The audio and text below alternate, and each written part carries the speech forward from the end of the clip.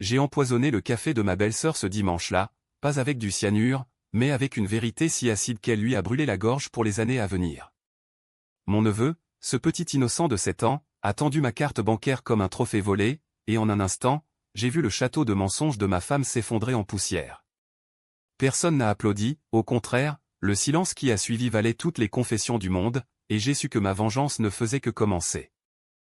Au brunch du dimanche, mon neveu a exhibé ma carte bancaire en disant « Maman dit qu'elle est toujours refusée ».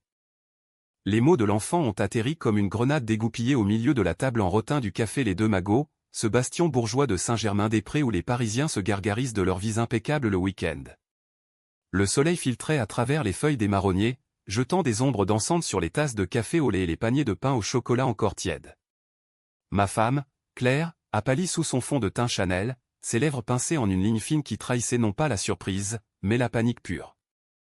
À côté d'elle, sa sœur aînée, Isabelle, la belle-sœur que j'avais toujours soupçonnée d'être le serpent dans notre jardin secret, a éclaté d'un rire forcé, trop aigu, trop théâtral, comme si elle répétait une scène d'une pièce de boulevard ratée. J'ai regardé la carte, cette petite chose plastifiée noir et or, que j'avais signalée perdue il y a 2 mois après avoir découvert les retraits frauduleux. Mon neveu, Léo, l'a agité comme un drapeau de victoire, ses petits doigts potelés serrés autour du bord dentelé. « Regarde, tonton. Maman dit que c'est magique, mais que les machines n'aiment pas la magie. » Isabelle a rougi, ses joues se colorant d'un cramoisi qui contrastait avec sa robe lanvin impeccablement coupée. Claire, ma Claire, celle que j'avais aimée avec la ferveur d'un homme qui croit en ses illusions, a détourné les yeux vers la scène qui scintillait au loin, comme si les eaux troubles pouvaient emporter son embarras. Le brunch dominical était notre rituel, une armure contre le chaos de la semaine. Depuis 10 ans, nous nous retrouvions là, ma femme, sa sœur, son mari, ce pauvre Marc, un comptable falot qui hochait la tête à tout et les enfants, ses boucliers innocents.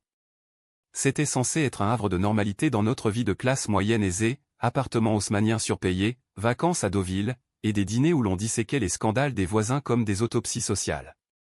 Mais ce matin-là, sous le ciel azur de juin, tout a basculé. J'ai senti une fissure se former dans ma poitrine, un craquement sourd qui n'était pas de la colère, mais quelque chose de plus primal, la prise de conscience que j'avais été pillé, non pas de mon argent, mais de ma confiance. J'ai pris la carte des mains de Léo doucement, comme on désamorce une bombe artisanale. « Où as-tu trouvé ça, champion ?» ai-je demandé, ma voix calme, presque paternelle, alors que mon pouls cognait comme un marteau-piqueur dans mes tempes. L'enfant a haussé les épaules, mâchant un morceau de brioche. « Dans le sac de maman. Elle l'utilise pour acheter des cadeaux pour toi, tonton. Des trucs secrets. » Isabelle a toussé, renversant une goutte de son cappuccino sur la nappe immaculée. Claire, enfin, a relevé la tête, ses yeux verts, ses yeux qui m'avaient ensorcelé à l'université maintenant voilés d'une peur animale. « C'est rien, Julien. Une blague. » Léo exagère. Une blague. Le mot a ricoché en moi comme une balle de revolver dans une chambre vide. J'ai sorti mon téléphone, ouvert l'application bancaire sous leur regard figé. Les chiffres défilaient, 2500 € à Galerie Lafayette, 1200 chez Sephora, 800 pour un week-end à Cannes que je n'avais jamais vu. Pas les miens, non les siens, ou plutôt, les nôtres, détournés par la main de celle que j'appelais mon amour. Isabelle, bien sûr, était complice, c'était elle qui avait introduit Claire dans ce monde de dettes masquées, elle qui vivait au-dessus de ses moyens depuis que Marc avait perdu son boulot chez BNP. Ensemble, elles avaient saigné mon compte comme des vampires affamés, se justifiant par des « urgences familiales » et des « prêts temporaires » que je n'avais jamais accordés. Le silence s'était tiré, poisseux comme la crème sur les éclairs. Les autres clients, ces bobos en lunettes rondes et chemises en lin, continuaient leur bavardage insouciant sur l'expo au Louvre ou le dernier Goncourt. Mais à notre table, l'air s'était épaissi, chargé d'électricité statique. J'ai rangé le téléphone, sourire à un sourire carnassier que je ne me connaissais pas et j'ai dit « Eh bien, mesdames, on dirait que la magie a des limites. Allons régler ça comme des adultes. » Claire a tendu la main vers la mienne, un geste suppliant, mais je l'ai esquivé, sentant pour la première fois le froid de la trahison s'insinuer dans mes veines comme un venin lent. Ce n'est que plus tard, dans l'intimité de notre appartement du Marais, que la rage a vraiment explosé. Claire est rentrée en pleurs, traînant sa valise comme une pénitente. « Julien, je t'en prie, écoute-moi. C'était pour nous. Pour notre avenir. Isabelle avait besoin, et moi. Moi je ne supportais plus de voir la famille souffrir. Elle s'est effondrée sur le canapé Voltaire, ses sanglots entrecoupés de hoquets qui sonnaient faux même à mes oreilles. J'ai fermé la porte à clé, verrouillant non seulement l'entrée, mais le monde extérieur. Pour la première fois, je l'ai vue telle qu'elle était, une femme ordinaire, piégée dans ses propres mensonges, une araignée prise dans sa toile. Je me suis assis en face d'elle, les mains croisées sur mes genoux, et j'ai commencé à dévider le fil. Pas avec des cris oh non, les cris sont pour les faibles. Ma vengeance serait chirurgicale, psychologique, une dissection lente de l'âme. Raconte-moi tout, Claire. Depuis le début. Comment as-tu pris cette carte? Quand as-tu décidé que mon argent était le tien? Ces mots ont coulé, d'abord hésitant, puis en torrent, les dettes d'Isabelle après le divorce de leurs parents, les factures impayées de Léo pour son école privée, les soirées casino où Claire avait tenté de réparer tout ça. Elle avait fouillé mon portefeuille pendant mon sommeil, photocopié la carte, et l'avait passée à sa sœur comme un passeport pour le paradis des apparences. À chaque révélation, une partie de moi se détachait, flottait au-dessus de la pièce comme un esprit désincarné. J'avais toujours cru en nous, le couple uni, les promesses chuchotées sous les draps de lin égyptien. J'étais architecte, elle galeriste, un duo parfait sur le papier. Mais sous la surface, elle avait creusé un gouffre. Et maintenant, face à ce gouffre, je n'avais pas envie de sauter avec elle. Non. Je voulais la regarder tomber, pied par pied, jusqu'à ce qu'elle comprenne la profondeur de sa chute. Cette nuit-là, je n'ai pas dormi. Allongé à côté d'elle, écoutant sa respiration saccadée, j'ai planifié. Pas de violence physique, ça serait trop facile, trop vulgaire pour un homme comme moi. Ma revanche serait dans l'intime, dans le quotidien qu'elle chérissait tant. Le lendemain, j'ai annulé tous les comptes joints, bloqué les cartes, et envoyé un mail poli à Isabelle, « Chère sœur, il semble que notre générosité ait des limites. Discutons autour d'un thé ?» Elle a répondu en panique, suppliant un rendez-vous. J'ai accepté, bien sûr. C'était le début du jeu. Les jours suivants ont été un ballet de tension masquée. Claire marchait sur des œufs, cuisinant mes plats préférés, caressant mon bras avec une tendresse forcée. On va s'en sortir, mon amour. Je te rembourserai tout. Mais je voyais clair dans son jeu, la peur de la perte, pas le regret sincère. Isabelle, de son côté, bombardait mon téléphone de messages, excuses larmoyantes, promesses de remboursement échelonnées. Marc, le mari effacé, m'a même appelé pour arranger les choses en privé. J'ai ri, un rire sec qui m'a surpris moi-même. Arranger? Il n'y avait plus rien à arranger. Seulement à détruire. Mon premier coup a été subtil, j'ai contacté l'école de Léo, cette institution élitiste du 16e arrondissement, et j'ai informé le directeur des irrégularités financières sur le dossier familial.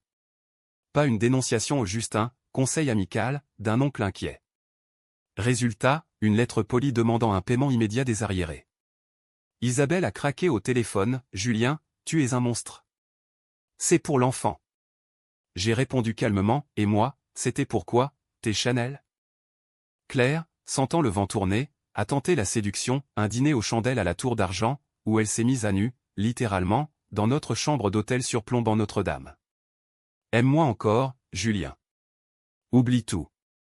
Son corps, toujours aussi désirable, était une arme désespérée. J'ai joué le jeu, la couvrant de baisers calculés, murmurant des « je t'aime » vides. Mais au matin, je suis parti sans un mot, laissant sur la table une pile de relevés bancaires à noter de ma main, chaque euro tracé, chaque mensonge cartographié. La spirale s'accélérait. Isabelle a perdu son boulot de styliste freelance, j'avais discrètement averti ses clients de ses habitudes financières instables. Marc a demandé le divorce, invoquant des divergences insurmontables. Et Claire? Elle s'effritait de l'intérieur, s'est nuit hantée par des cauchemars où elle revivait le brunch en boucle. Je la regardais se consumer, et une partie sadique de moi en tirait une jouissance perverse, la revanche n'était pas dans la ruine matérielle, mais dans la désintégration de l'ego. Pourtant, au milieu de ce chaos orchestré, une fissure dans mon armure, Léo. Le petit garçon, avec ses yeux innocents, m'envoyait des dessins par courrier, des bonhommes bâtons tenant des cartes magiques. Tonton, maman pleure tout le temps. Reviens jouer.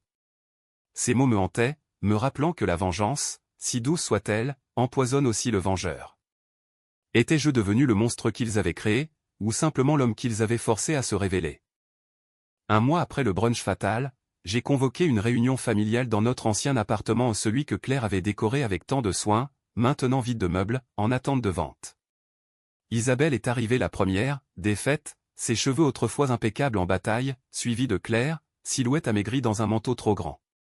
Pas de Marc, pas d'enfant, juste nous, les coupables et le juge. Asseyez-vous, mesdames, ai-je dit, versant du thé dans des tasses dépareillées. Le silence était un mur, épais et oppressant. J'ai sorti un dossier, épais comme un roman de Zola, preuves, témoignages, projections de dettes. Vous m'avez volé 47 000 €. Pas de l'argent ou de la confiance. Et pour ça, il n'y a pas de remboursement possible. Isabelle a supplié, Claire a sangloté, mais je les ai laissés mariner dans leur jus, décrivant avec une précision chirurgicale comment j'avais démantelé leur petit empire de mensonges, appel aux créanciers, blocage de comptes, même une lettre anonyme au fisc pour leurs déclarations optimisées. Puis, le coup de grâce, je pars à Lyon. Nouveau boulot, nouvelle vie. Vous, restez ici, à ramasser les morceaux. Et rappelez-vous, la prochaine fois que vous touchez à ce qui est à moi, ce ne sera plus une carte refusée. Ce sera votre monde entier qui s'effondrera. Je me suis levé, laissant le dossier sur la table comme une sentence. En sortant, j'ai entendu leur voix se briser en un duo de désespoir, pas de rédemption, juste l'écho de leur chute. Dehors, Paris bruissait de sa vie indifférente, klaxons, rires de passants, l'odeur de châtaigne grillée. J'ai marché le long de la Seine, le vent frais fouettant mon visage, et pour la première fois depuis ce brunch maudit, j'ai respiré librement. La vengeance n'avait pas effacé la douleur, mais elle l'avait transformée en armure. J'étais un homme neuf, forgé dans le feu de la trahison. Et quelque part, dans l'ombre de leurs regrets, Claire et Isabelle paieraient éternellement le prix de leur gourmandise. Les rues de Lyon m'ont accueilli comme une maîtresse discrète, avec leurs traboules sombres et leurs bouchons auvergnats qui sentent le vin nouveau et la trahison oubliée. J'ai loué un appartement rue du Plat, dans le quartier des Nais, un 2 pièces aux murs ocre patinés par le temps, où les échos de la Saône montaient la nuit comme des murmures de fantômes. Nouveau job chez un cabinet d'architecture modeste, loin des gratte-ciel parisiens, conception de logements sociaux, un retour aux sources qui me forçait à regarder les gens dans les yeux, pas à travers des rendus 3D lisses. Mais la nuit, quand le silence tombait, les souvenirs du brunch ressurgissaient, acides comme du vinaigre sur une plaie ouverte. Claire m'appelait tous les soirs, d'abord pour discuter, puis pour supplier. Sa voix, autrefois veloutée comme un merlot de Bordeaux, s'était craquelée en un timbre éraillé, chargé de larmes qu'elle ne cachait plus. Julien, reviens. Isabelle est partie, elle a tout avoué à Marc, et maintenant Léo demande après toi. On est perdu sans toi. Je l'écoutais, muet, imaginant son visage défait devant le miroir de notre nom, de son appartement, les cernes sous ses yeux comme des tatouages de culpabilité. Une partie de moi voulait raccrocher, effacer son numéro comme on brûle une lettre d'amour fanée. Mais l'autre, la plus sombre, savourait chaque syllabe de son désespoir. C'était ma drogue nouvelle, le pouvoir de la faire ramper sans lever le petit doigt. Un soir, après une journée à esquisser des plans pour un HLM dans la Guillotière, j'ai craqué. Pas pour elle, non pour moi. J'ai fouillé dans mes cartons d'emballage, sorti une photo de notre mariage, nous deux sous les arches de la cathédrale Saint-Jean, Lyon déjà comme toile de fond ironique. Son sourire radieux, ma main sur sa taille, un mensonge figé dans le gélatiné. J'ai allumé un feu dans la cheminée électrique, regardant les flammes lécher le papier jusqu'à ce qu'il ne reste que cendre. Adieu, Claire, ai-je murmuré, mais les mots sonnaient creux. La vengeance est un amant jaloux, elle consume autant qu'elle libère. Isabelle, de son côté, avait sombré plus vite. Un mail anonyme, le mien, bien sûr, avait atterri chez son ex-employeur, détaillant ses emprunts répétés à des collègues. Résultat, blacklistée dans le milieu de la mode parisienne, elle errait maintenant comme un spectre, vendant des vêtements d'occasion sur le Bon Coin pour payer le loyer. Elle m'a écrit une lettre manuscrite, postée de son ancien 75 007, Julien, tu as gagné. Mais à quel prix? Léo pleure tous les soirs, me demandant pourquoi tonton est parti à cause d'une carte. Es-tu fier de briser un enfant? Les mots m'ont transpercé comme une lame émoussée. Fier? Non. Cathartique, peut-être. J'ai répondu par un virement de 500 € sur son compte, pas par pitié, mais pour prolonger la dette, pour qu'elle se souvienne chaque mois que je tenais les rênes. Claire, plus rusée, a tenté l'approche indirecte. Des fleurs livrées à mon bureau, des messages via des amis communs, elle change, Julien. Elle voit un thérapeute. Le thérapeute ironie du sort, c'était celui que j'avais consulté après notre première crise, il y a 5 ans, quand j'avais surpris ses flirts avec un collectionneur d'art. J'avais pardonné alors, attribuant ça à la pression de sa galerie. Erreur fatale. Maintenant, je visualisais leur séance, elle étalant nos draps sales sur le divan, le psy hochant la tête en notant un narcissisme masculin. J'ai souri dans le noir. Qu'elle se confesse, ça ne changerait rien. Ma vie à Lyon prenait forme, pourtant. J'ai rencontré Anna lors d'une expo au musée des Beaux-Arts, conservatrice aux cheveux recoupés courts, regard perçant comme une lame de bistouri. On a discuté de Le Corbusier pendant des heures, riant de ses utopies ratées. Elle ignorait mon passé, et j'adorais ça être un ardoise vierge, pas l'homme brisé du brunch. Nos premiers dîners étaient légers, quenelle de brochet sauce nantois, vin de la côte rôtie, conversation qui effleurait l'âme sans la lacérer. Tu as l'air d'un homme qui porte un secret, m'a-t-elle dit un soir, ses doigts effleurant les miens sur la nappe damassée. J'ai haussé les épaules. Le passé est un pays étranger. On y parle une langue morte. Mais le passé n'était pas mort, il pourrissait, exhalant son miasme à travers les ondes. Un week-end, Léo a appelé au pas clair, le gamin lui-même, sa voix fluette filtrée par le haut-parleur. Tonton, maman dit que tu es en voyage. Tu reviens quand? J'ai fait un dessin pour toi. J'ai fermé les yeux, imaginant son crayon baladeur sur la feuille, des bonhommes avec des cœurs au lieu de tête. Bientôt, champion. Dis à maman que je pense à elle. Mensonge, encore un. Quand j'ai raccroché, Anna m'a regardé, interrogative. Famille? J'ai acquiescé, vague. Une histoire compliquée. Compliquée? C'était un labyrinthe de rancune. J'ai décidé d'accélérer la fin. J'ai engagé un avocat discret, spécialiste en divorce à l'amiable ou presque. Les papiers sont partis, partage des biens, pension alimentaire minimale, et une clause sur les dettes partagées. Claire a signé dans la foulée, son paraphe tremblant comme une signature au bas d'un testament. Isabelle, quant à elle, a reçu une sommation pour rembourser sa part 23 000 €, étalée sur 10 ans. Où la justice s'en mêle, précisait la lettre. Elle n'a pas répondu, j'imagine ses nuits blanches, comptant les moutons de ses erreurs. Pourtant, au cœur de cette mécanique vengeresse, un vide béant s'ouvrait. Anna et moi passions des nuits entières à faire l'amour sur son lit au drap de coton brut, ses gémissements un baume sur mes plaies. Mais le matin, quand elle dormait, je fixais le plafond, revivant le brunch en HD, le rire d'Isabelle, le regard fuyant de Claire, la carte comme un poignard. Étais-je guéri, ou juste anesthésié? La réponse vint un soir pluvieux, quand Claire débarqua à Lyon sans prévenir, trempée jusqu'aux os, son manteau dégoulinant sur le paillasson de mon immeuble. Julien, je t'en supplie. Laisse-moi entrer. Sa voix était un fil tendu, prêt à rompre. J'ai ouvert la porte, la faisant asseoir sur le canapé usé. Elle puait le désespoir et le parfum coûteux un Chanel numéro 5 fané. Isabelle est en dépression. Elle ne mange plus. Léo. Léo me demande pourquoi on a perdu tonton à cause d'une bêtise.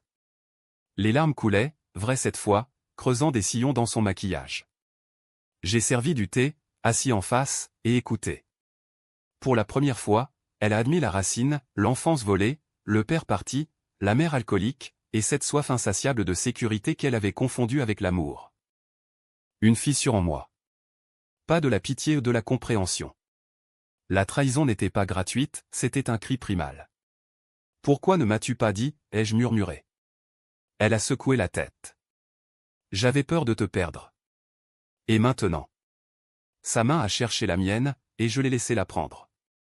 Pas par faiblesse, mais par calcul, la vengeance parfaite inclut le pardon calculé, celui qui laisse une cicatrice invisible. Elle est repartie le lendemain, avec une promesse, thérapie conjointe, remboursement progressif. J'ai regardé son train s'éloigner de la Pardieu, un poids en moins sur la poitrine. Anna m'a rejoint ce soir-là, sentant le changement. Prêt à tourner la page, a-t-elle demandé, ses lèvres sur mon cou. Oui. Mais la page suivante n'efface pas l'encre, elle l'estompe, juste assez pour écrire par-dessus. L'automne lyonnais s'est abattu comme une sentence, avec ses pluies fines qui transpercent les os et ses feuilles mortes collant aux semelles comme des regrets insistants. Mon cabinet d'architecture bourdonnait d'activité, un projet de réhabilitation d'un quartier ouvrier à Vaux-en-Velin, où les habitants immigrés maghrébins, familles monoparentales me confrontaient à la vraie France, celle des fissures invisibles. dessiner des murs porteurs, c'était réparer des vies, ironie, après avoir démoli la mienne.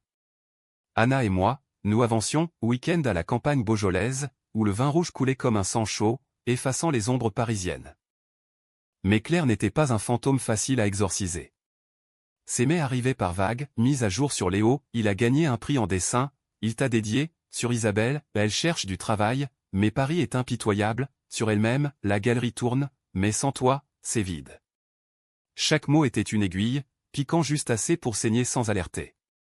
J'ai répondu sporadiquement, des phrases courtes comme des diagnostics, bon courage. Continue la thérapie. Était-ce de la cruauté résiduelle, ou un fil ténu que je refusais de couper? Isabelle, elle, contre-attaquait. Un appel nocturne, sa voix pâteuse d'alcool, tu crois que t'es un saint, Julien? T'as ruiné ma vie pour 47 000 balles? J'aurais pu te tuer pour moi. Rire amer, suivi de sanglots. J'ai visualisé sa silhouette efflanquée dans son studio exigu du 13e, bouteille vide jonchant le sol. Tue-moi si tu veux, ai-je répondu, froid. Mais souviens-toi, c'est toi qui as commencé. Elle a raccroché, et j'ai su que j'avais gagné une bataille mais la guerre des âmes est sans fin. Le point de bascule vint avec Léo.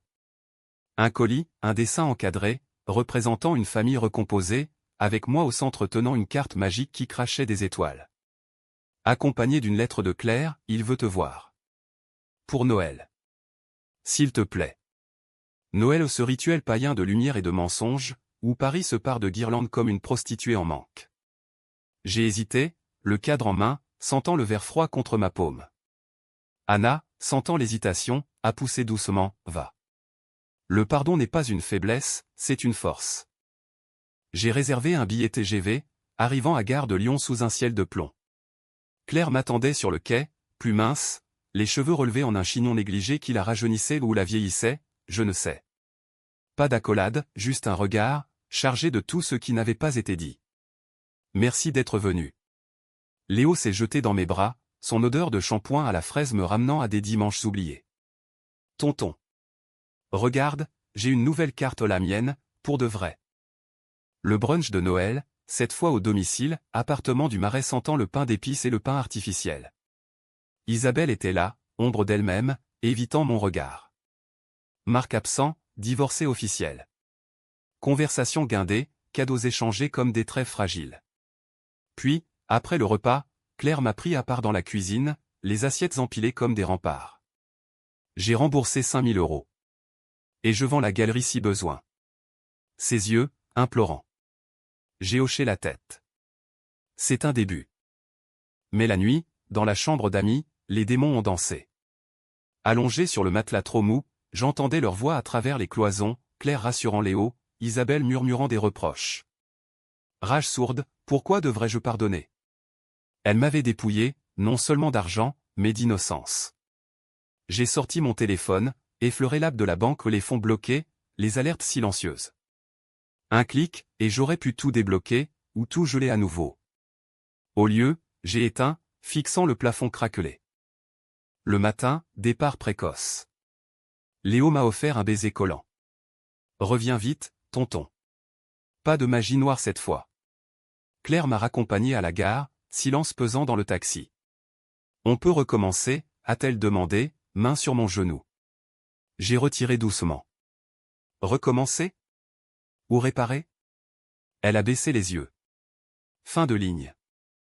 De retour à Lyon, Anna m'attendait avec un feu de cheminée et du Beaujolais. Et alors? J'ai haussé les épaules. C'est compliqué. Nos corps se sont entrelacés, mais mon esprit vagabondait, vers Paris, vers les fantômes. La vengeance, je le réalisais, n'est pas une ligne droite, c'est un cercle vicieux, où le bourreau devient victime. Pourtant, j'ai décidé de trancher. Un mail à Claire, thérapie conjointe, à Lyon. Si tu veux vraiment réparer. À Isabelle, un job te tend les bras à Lyon, assistante dans une boutique de mode. Accepte ou non. Pas de générosité, juste une porte entr'ouverte, pour voir si elles oseraient la franchir. Anna, lisant par-dessus mon épaule, a souri. Tu grandis. Peut-être. Ou peut-être que la vraie revanche est de se libérer soi-même. L'hiver s'est installé à Lyon comme un hôte indésirable, avec ses brumes saunes qui enveloppent les ponts d'un voile grisâtre et ses vents coupants qui fouettent les traboules comme des lames. Mon projet à Vaux-en-Velin avançait, mur monté, famille relogée, un sentiment d'utilité qui pansait mes plaies intimes. Anna et moi, nous tissions une routine, matin paresseux avec croissant du boulanger du coin, soirée à disséquer des livres elle sur Proust, moi sur Camus, ironie d'un étranger dans sa propre vie. Claire a répondu à mon mail en 3 jours, j'arrive. Pour Léo, et pour nous. Isabelle, plus réticente, a accepté le job temporairement. Ne crois pas que ça efface tout. Elles sont descendues ensemble, train de nuit, arrivant éreintées à la Pardieu. J'ai loué un Airbnb dans la Croix-Rousse, un duplex aux poutres apparentes, pour neutralité. Première séance de thérapie, un psy lyonnais, la cinquantaine bedonnante, bureau encombré de statuettes bouddhistes. Claire s'est assise droite, Isabelle avachie, moi en retrait. Les mots ont coulé comme du pus d'une infection chronique. Claire d'abord, j'ai volé parce que j'avais peur. Peur de ne pas être à la hauteur, de notre vie parfaite qui craquelait. Isabelle, plus brute, c'était facile. Ton argent, comme un distributeur illimité. On se sentait vivante. Le psy hochait la tête, notant. Moi? J'écoutais, disséquant leurs confessions comme des plans d'architecture, failles structurelles, renforts nécessaires. Et toi, Julien, a-t-il demandé. J'ai hésité. La vengeance m'a libéré, mais elle m'a aussi enchaîné. Je veux lâcher. Séance hebdomadaire, rythmée par les cloches de Fourvière. Léo, envoyé pour les vacances, apportait de la lumière, jeu au parc de la Tête d'Or, où il courait après les canards en criant à magie blanche. Voir Claire le materner, Isabelle le cajoler malgré ses cernes, fissurait ma carapace. Une nuit, après une bouteille de Côte-du-Rhône, Claire et moi avons parlé seuls. Je t'aime encore, a-t-elle murmuré, lèvres humides de vin. J'ai touché sa joue, sentant la peau familière. Moi aussi. Mais différemment. Isabelle progressait, la boutique de mode l'adorait, ses idées fraîches ravivaient les vitrines. Merci, m'a-t-elle glissé un jour, évitant mon regard. Pas de merci. Juste équilibre. Anna, de son côté, observait avec une patience infinie. C'est ta guérison, disait-elle, ses doigts traçant des cercles sur mon dos. Pourtant, des nuits, le doute me rongeait, étais-je en train de reconstruire, ou de bâtir sur des sables mouvants. Le coup de théâtre vint de Paris, un huissier, frappant à la porte de l'appart marésien. Dette non payée, celle d'Isabelle, refilée à Claire par solidarité sororale. On est ruiné, a gémi Claire au téléphone. Isabelle, furieuse, c'est ta faute, Julien. Tu nous as poussés dans ce piège. Séance d'urgence, cri, accusation, le psy comme arbitre. J'ai craqué, c'est votre piège. Vous avez choisi de creuser le trou. Silence, puis larmes collectives. Révélation, la vengeance mutuelle, un cycle infernal. J'ai payé au pas tout, une partie. Pour Léo, ai-je dit. Elles ont accepté, humbles pour la première fois. Printemps venu, Lyon fleurissait, cerisier en fleurs le long de la Saône. Claire est repartie, promettant des visites. Isabelle est restée, job stable. Moi? J'ai demandé Anna en mariage, sous les arches de l'amphithéâtre romain, simple bague en or. Oui, a-t-elle dit, yeux brillants. Mais la trahison du brunch? Elle dormait en moi, un serpent en hibernation. Prêt à mordre si on l'éveillait. L'été lyonnais a éclaté en feu d'artifice, fête foraine sur les berges du Rhône, glace à l'italienne fondant sur les langues, et un mariage discret à la mairie d'Aîné, Anna en robe blanche fluide, moi en lin beige, Léo comme témoin miniature avec un nœud papillon trop grand. Claire était là, invitée par courtoisie, son sourire crispé masquant une jalousie qu'elle niait. Isabelle, serveuse d'honneur malgré elle, versait le champagne avec une efficacité revancharde. À la nouvelle vie, a trinqué le psy, notre autre surprise. Rire forcé, mais sincère sous la surface. Ma lune de miel avec Anna, road trip en Provence, champ de lavande violet comme des échymoses guéris, nuit sous les étoiles à Gordes. Tu es libre maintenant, murmurait-elle, sa tête sur mon torse. Libre? Presque. Les appels de Claire s'espaçaient, mis à jour sur la galerie relancée, sur Léo en colonie de vacances. Isabelle envoyait des selfies de ses collections upcyclées, un clin d'œil à sa renaissance. La vengeance semblait fanée, un chapitre clos. Pourtant, l'automne ramena les ombres. Un mail anonyme, pas le mien, détails sur mes secrets lyonnais, insinuation sur Anna. Elle s'est pour tes nuits avec Claire? Panique. Qui? Isabelle, par paranoïa? Claire, par désespoir? J'ai confronté, rendez-vous tendu au café Godard, sous les arcades de la rue Mercière. C'était moi, a avoué Isabelle, yeux baissés. Pour te rappeler que tu n'es pas un saint. Rage bouillonnante. Tu veux relancer la guerre? Claire, intervenant, arrête, Isa. On avait promis. Cri de trop. J'ai claqué la table, faisant trembler les tasses. Promis? Vous m'avez promis fidélité, honnêteté. Et vous? Le café s'est vidé de ses murmures, nous étions un drame en live. Réconciliation forcée, excuses, thérapie de groupe. Le psy, la trahison est une graine, laissez-la pourrir. Hiver doux, Noël recomposé, brunch à Lyon, pas à Paris. Table dressée avec des halles locales, fromage de chèvre, saucisson sec. Léo, 9 ans maintenant, a brandi une carte dessinée, pour la paix. Rire vrai. Claire et moi, amis distants, Isabelle, collègue occasionnel. Anna, encre solide. Mais la vraie épreuve, le procès des dettes. Tribunal de commerce, Claire contre créancier. J'ai témoigné au pas pour elle, pour la vérité. Elle a payé cher. Acquittement partiel. Soulagement collectif. Printemps, balade en famille le long de la Saône, Léo sautant par-dessus les flaques. Tonton, la magie existe? J'ai souri. Oui, quand on la mérite. Été de consolidation, Anna enceinte, surprise joyeuse. Claire, heureuse pour moi. Isabelle, en couple avec un designer. La trahison? Un cicatrice, pas une plaie ouverte. L'année suivante a filé comme un TGV, naissance de notre fille, Louise, cri strident dans la clinique de la Croix-Rousse, Anna rayonnante malgré la fatigue. Claire, marraine choisie, berçant l'enfant avec une tendresse nouvelle. Elle te ressemble, murmurait-elle, yeux humides. Isabelle, tata improbable, envoyant des bodys customisés de sa marque naissante. Léo, grand frère autoproclamé, lisant des histoires à sa cousine avec une solennité comique. Ma vie, équilibre précaire. Cabinet florissant, projets éco-responsables à vie urbaine. Soirée famille élargie, dîner où Paris n'était plus un fantôme, mais un souvenir édulcoré. Pourtant, le brunch originel hantait les rêves, carte exhibée, silence assassin.